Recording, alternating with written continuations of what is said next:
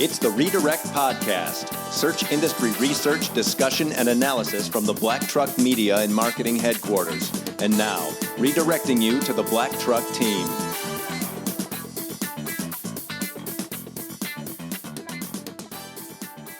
Welcome to episode 24 of the Redirect Podcast. It is Friday, November 17th, 2017. I'm Jason Dodge, founder of Black Truck Media and Marketing, welcomed this week by Ashley and Patrick from the Black Truck team. Welcome, gang. Welcome. Happy Friday. Happy Friday. Not recording on a Thursday. Yep. Good.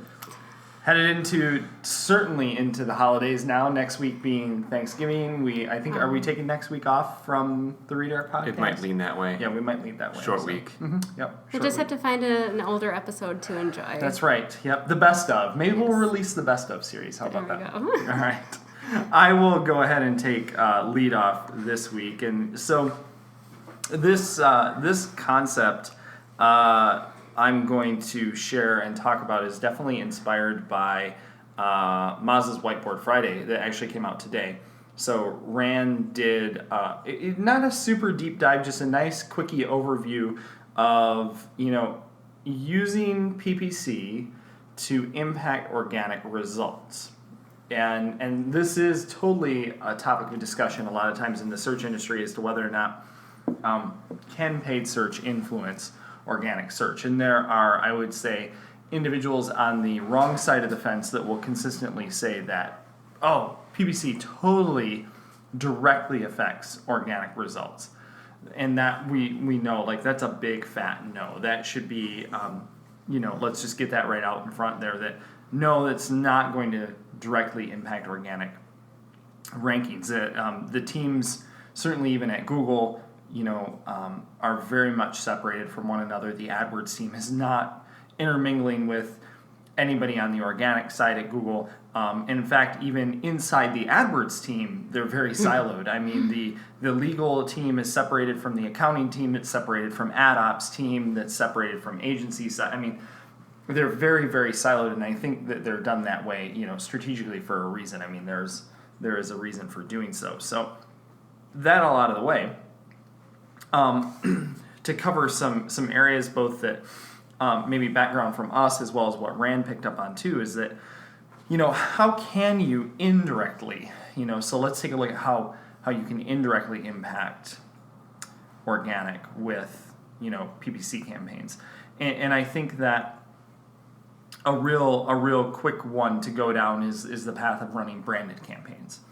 And so many times we see branded campaigns being done, so maybe we bid on ourselves, and while there's a lot of PPC professionals that are engaged in a lot of what we'll call non-branded campaigns, like heavy on that, if you are running branded campaigns and someone searches for your brand, sees your ad, but then they see your organic position, they could be, air quotes, could be more likely and willing to click on your organic listing because of the brand and name recognition. Now, I think that most certainly holds true, and it should be fairly straightforward to be able to track that, right? I mean, Search Console's Google Search Console as we know it, and Pat, you can chime in here too. It doesn't even take a while for you to deep dive in Search Console to see branded keyword searches come up in there. So you could easily earmark when you started that branded PPC campaign to your Search Console data. Do you see lift, an increase in impressions in branded search, that type of thing, organically, and track that click-through rate. And then how about engagement with a brand through paid search having an impact on organic search? So how does engagement from a paid search ad impact organic? Because we know that engagement with a website can impact organic rankings anyways. So meaning, like, I did a search, I landed on the site, found it helpful, Google's remembering that. So the way that Rand he puts a little bit of a twist on it, which I thought was interesting, is that, think about it this way: if you previously performed a search, clicked on the paid ad, experienced the brand, so you've been to my site, but then later you went back and performed another search. and you're more inclined to click on that organic listing because you have brand recognition. So again, it goes back even to that first point of like you're creating brand recognition through a paid search ad that could, in fact, create lift in organic. So keep in mind that's based solely on the fact, though, that they have experienced your brand. So not the PPC ad influencing organic directly. Like I just want to continue to make that clear, but that's just more of I experienced your brand because of your ad. Therefore, when I go back and do another search and you happen to be organically ranked for that, I already know. It's no different than an offline ad influencing, your purchasing decision too. Right. Makes sense.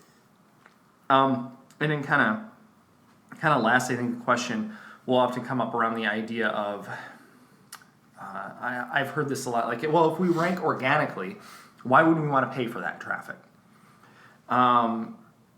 So Rand's twist on that concept is also like if someone clicks on the ad, ends up liking what they find, they share the link. So I'm not saying it's a link strategy, a link building strategy, but it's a way that maybe there are pieces of content that you want to share and get in front of certain audiences so that they do share it, or maybe the media picks up on it and writes a piece of content around your company or includes you in on that. Like that's kind of in closing what Rand talks about. But the way that I'd love to talk more about it with you guys is that if you're already ranking organically really well for something, what are reasons as to why you would pay for that traffic? And I think that a lot of those theories for how you can use PPC to indirectly influence SEO would work together there, meaning that the phrases that you're organically ranking for, we know that you can test on the fly, add creative and copy different keywords injected into the ads that can influence the click-through rate of those different headlines, different descriptions in the body of the ad, and how that influences click-through rate. I mean, we're not the first ones to talk about that, and using PPC to test certain themes of ads to then use the best resulting click-through rate ads as your new page description, or modifying your page title for, increased click-through rate.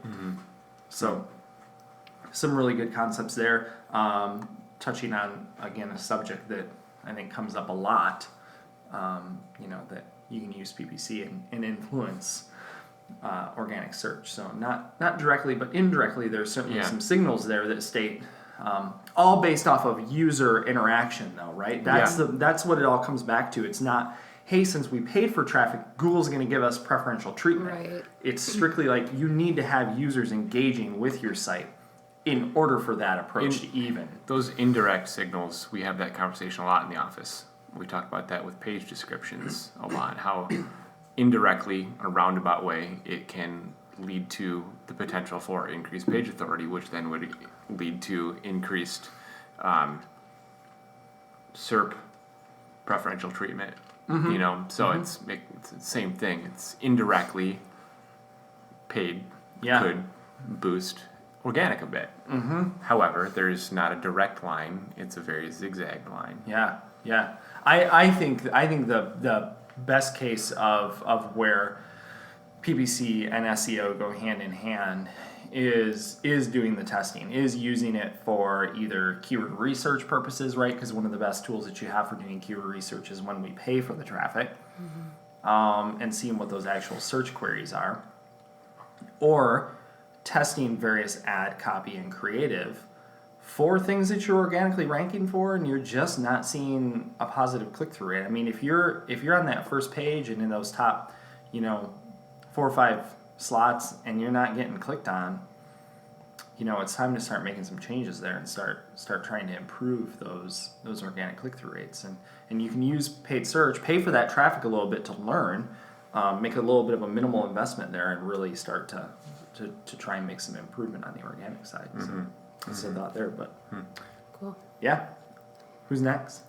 I'm going to go next because I peeked on Patrick's laptop, and I think that his would be a good topic to close with. Wow. And mine would be a good bridge because it relates a little bit to your topic. So keeping on the trend of search results, I spent some time today updating some Google My Business listings for a client of ours. And this is something that can get kind of brushed by the wayside sometimes, but it can really be a fairly easy thing to keep up to date if you make it a priority. And so since that was kind of at the top of my mind today, since I was working on it, I came across a lot of articles that were talking about local Google My Business listings, but then also ranking locally and local SEO. So I saw an article from Search Engine Land that mentioned local SEO guides, 2017 local SEO ranking factors. Expect that to change in a couple months. Yeah.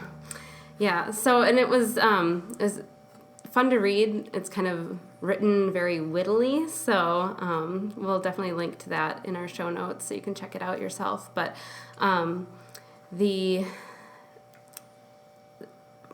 let's see, they looked at over 200 factors, over 100,000 local businesses to figure out what is similar between the businesses that are getting ranking in the local pack. So the local pack is that box that will show up at the top of your search results if there are some local results that are related to your query. So these insights are all related to the local pack specifically. So reviews is something that I'm always keeping my eyes open. Only 5-star reviews, though, right? Only 5-star reviews. Well, yeah, that's not true. And I think we've talked about that a little bit before, that actually if your rankings are 5 stars and you have lots of reviews, that's actually less trustworthy than if you were to have like a 4.3 rating even. That same notion came up from the client at a client meeting last night. Oh, yeah? Yeah. Mm-hmm. Yep, same thing. Yep, you don't want 5 stars. People are suspicious of that. But this study specifically found that having a keyword that you're trying to rank for and the mention of a city that you are working in the reviews can have a high correlation with high ranking for your Google My Business results. That's completely out of your hands. It is in some ways. And I'm reading this and I'm thinking, that doesn't sound natural. And I have seen some sources recommend that, when you're building a strategy for gathering reviews for your business, to actually, when you're doing outreach to your customers, even kind of giving them something specific to review, like a specific service, or something like that. So you're kind of spoon feeding the information that you want your customers to react to in the review, which it can be done in a very spammy way, but I think that there are ways to do it. Yeah, if you're really subtle about it in like a follow-up customer service type of way. Yeah. Think of it, if you're a local HVAC contractor, Pat, I'm thinking about you and your recent experiences, and if they reached out to you and said, "Hey, Pat, we were very honored to work on your home, fluff, working on your new high efficiency heating and cooling system or something like that," you're gonna be more likely to kind of base your review off of that. Right. It's kind of like, when you're learning how to respond to essay questions in school, they say, repeat the question in your first sentence. Sure. Yeah. I think there's some transfer there with that. Yeah, that's a way to kind of cherry pick, too. You're going to be more apt to get those positive reviews when you do that outreach, because you're not going to ask someone that you had a disgruntled time with for that review. Right. And even if there were some hiccups or bumps in the road, that the outcome was, in the end, was good, even though it might have required a couple of visits or a couple, a couple different rounds of work to get to the final result. But yeah, so if you can naturally give your customers, those areas of your business that you would like to maybe see some movement in your local rankings, that's something to consider. Don't pay for those. Don't pay for those. And, sometimes you wouldn't even have to ask. People will naturally include it in their reviews. And I think that probably happens more often than not. That it's just people are writing about exactly, if you think about it, they're going to include the keywords that you're trying to rank for anyways, if that's what your business is doing. So anyway. The review game is a very powerful tool, but at the same time, so industry and product specific. For sure. Now, we're not talking about Amazon reviews. Right. We always talk. We live and die by our purchasing habits by Amazon reviews, and we always joke how terrible they are. I haven't used this, but I gave it a 1 star. I'll come back and update it when I do use it. No, you won't. No, you won't. But yeah, it's. I've always said that the angry ones are the ones that are going to be the first ones to leave reviews. Always. But I think if you can, as a business owner or employee of said company, whatever your role is, can create some kind of system to proactively reach out to all of your clients, really, your purchasers or transactional type things, you're going to get a good mixture. And a good mixture is good. Yes. Yep. Honest reviews are good. And then we've probably talked about this before too, but, using the reviews that you get to help even with how you go about things in the future, not just letting it sit out there as something that's speaking about your business. If it's something that you can use to improve your business, then that's great. Right. I'm getting a little off topic, but no, we turned your top points into all about reviews. Reviews. That's how impactful it can be, right? Yeah. So then I'll just kind of close up with talking about how reviews are naturally a way that people can engage with your business's presence on Google My Business. And besides the reviews, I guess the study also considered that like having photos that your viewers can engage with can be considered engagement in a way. So that's why, going back to how it can be easy to ignore, I feel like it can be very easy to not think about updating photos on your Google My Business listings, just because it's something that you kind of update once and it's there. Yeah. And we need to do that here. The owner of our building just painted it. Well, but even I did. But think about check out our Google My Business listing. It's updated. But what if you were think of this though? What if you were a ski resort, or you were someone who was very seasonal? Like, why not change those on a cyclical nature to show, if you're looking for a resort in northern Michigan, speaking, in the summer months, odds are you're probably a golfer, right? So show photos of your golf course or the property in the surrounding area, family fun time. Those are your first images that you want to show. But then, as you get into the colder months, toward the end of summer and fall, start switching that up again. Start showing your winter photos, and still family focused and fun. But why not pepper in, people enjoying themselves in the wintertime? Right. Yep. Yeah. Yep, that's exactly what I said. Make sure to update your photos regularly. Figure out a frequency that makes sense for your business. Yeah. And then I said that was the last thing, but I actually have one more thing to say. So the study, wait, there's more. There's more. The study did say that it's possible to rank in the local packs without having a website.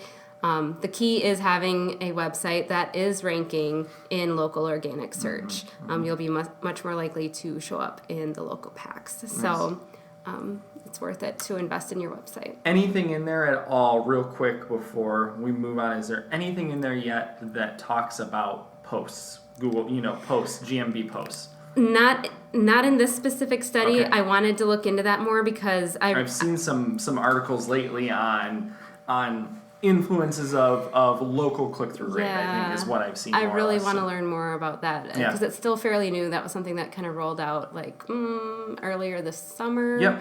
So I'm really curious to see. Cool. Cool. So this is a segue to Patrick's? Well, it's not a segue, not really but a segue. it was closely related to yours before going into Patrick's. It's more of an abrupt halt to new direction. So here at Black Truck, it just so happens in the last 2 weeks, the way my work practice has gone, I've had to analyze several websites in a very short period of time, and one of my personal methods of that is the web crawl, or a spider crawl, whatever you want to call it. I kind of live and die by a site crawl. It's a powerful tool if you know how to use it. I like to download it into a CSV, and then I just dissect that thing like crazy, and I'll create this big, huge, nerdy spreadsheet. And I always call it the matrix, and I can look at an entire website and organize it pretty quickly, and it really helps me. Well, it allows you to organize it in a fashion that helps you digest the content faster, right? I mean, any tool can kick out results. Being able to break it down and decipher it is really Got to read it. The key there. Yeah, I always as a technical SEO. I always make the comparison to those magic posters that were in the malls in the 90s. Like, oh look, it's a dolphin. If you stared at it long enough, or a sailboat. That's a Mallrats reference. Mallrats, right? Jay. So I found an article today that was about what factors should you consider before choosing a web crawler tool, and that was on Search Engine Watch. And when I read through it, it kind of just felt like a no-brainer stuff to me because I use them so frequently. It wasn't really anything new to me, but points that are worth mentioning to maybe people that don't really utilize a crawl or know how to read them. Obviously, you're going to have limitations, free versus paid.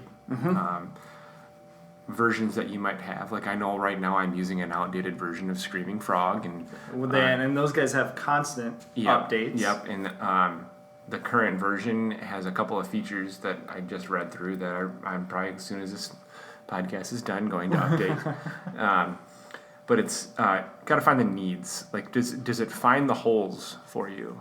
As SEOs, indirectly, our job is to fill the holes, find the holes, fix them, and make it so the holes don't open up again. And a good crawl tool can help you identify those holes. They won't fix any holes at all. They're just there to tell you what they are. Another really important part is detecting robots.txt. Is it no follow, no index? Are these pages crawlable? Are they indexable pages? Are they going to show up, or are they just pages that are there in the background? Great point. Yeah. Broken pages and links. That's obviously it. And the referral source. So the page is broken, but where is it coming from? Because it might not be external, it's internal. So helping you kind of really focus in on where those are at. Right, especially when you got a larger site with lots of turnover content, like events and old articles, or just those quick little onesie-twosie blogs that they've been running for years and years, and they're finally organizing the site. A lot of times those are the sites that end up with lots of 404 errors out there. Redirect loops, those are important.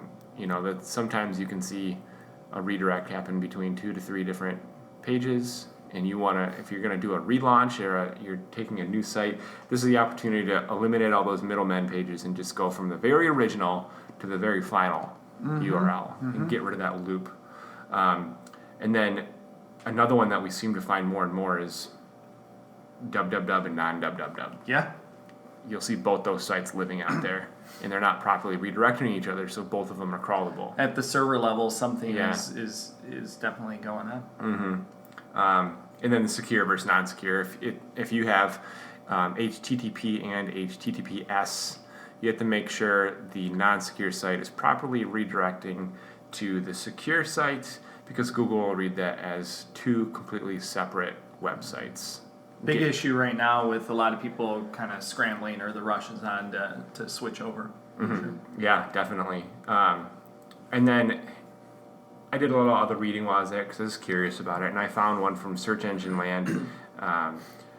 The final recrawl analysis, a powerful and important last step after implementing large-scale SEO changes. And large-scale SEO changes is defined by you, yourself.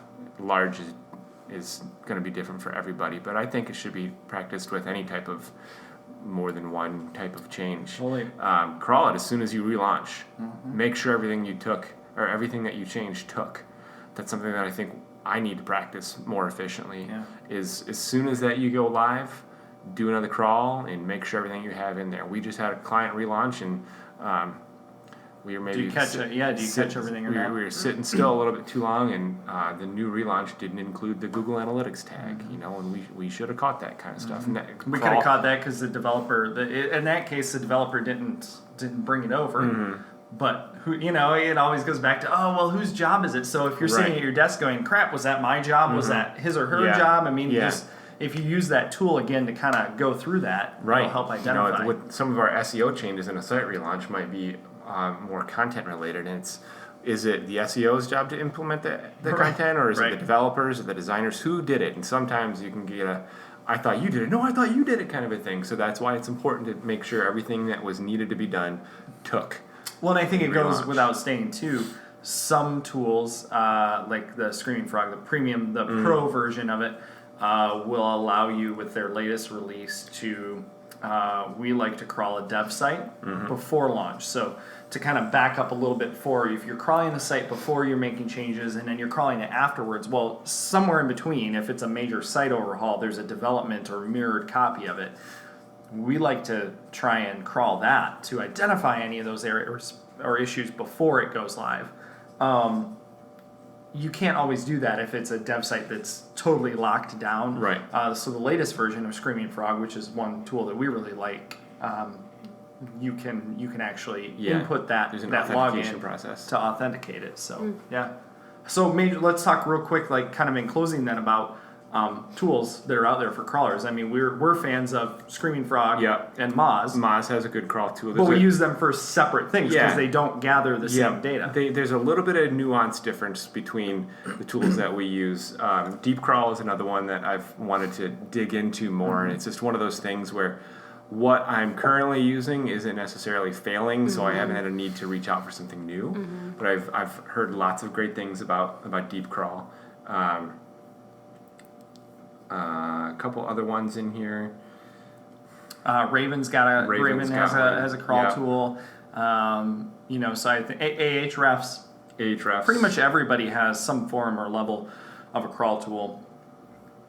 It just might be focused a little bit in one direction more than the other. I think in order of technical SEOs, Screaming Frog and then Deep Crawl are probably up there from the technical level. And then Moz's site crawl tool. In terms of how pretty it's putting the data out there, right? I mean, because the data you're getting out of Screaming Frog, when you export that, I mean, it's a raw spreadsheet. I mean, it's not pretty. It's going to be your own personal style and direction too when it comes down to it. And it's how you use it. Like for me, I'll run the crawl, I'll review the data, but then I export it into a CSV and I turn it into something completely different. And it's a matter of what your own work habits are and what you're trying to identify, and there's a million different ways to get to the final answer, and it's just a matter of what your own path is. I find Screaming Frog to be a good tool for my own habits right now, but I'm not saying it's the answer. Whatever you have, whatever you're using, use it to its best ability and get it all out of it. Crawling your site is better than not crawling your site. Awesome. No, really good, helpful information. Anybody have anything else? As we head into the holiday shopping season, we've got a really great blog post up on like real quick tips. We covered some of it last Redirect podcast on, it's like not too late to supercharge your holiday campaign if you're in e-commerce or just a brand that's selling and looking for additional exposure during the holiday season. So check those tips out. We'll link to those in the show notes. Otherwise, should we play a game between now and 2 weeks when we record again and say, let's try and find the worst case of holiday advertisements? Absolutely. Online holiday advertising. Right. Okay. Yeah, let's find the worst we can find. And not intentionally tacky ones either. Not like the not like disgusting stuff. Ugly sweater stuff. Just failures. Yep, absolutely. Yeah, and we'll share our favorite failures in 2 weeks. And how to do it better. Right. Will be a positive critique for them. No challenge. All right. Well, until next time, good luck. This has been the Redirect Podcast. Check out the show notes at blacktruckmedia.com and add us on iTunes and Stitcher.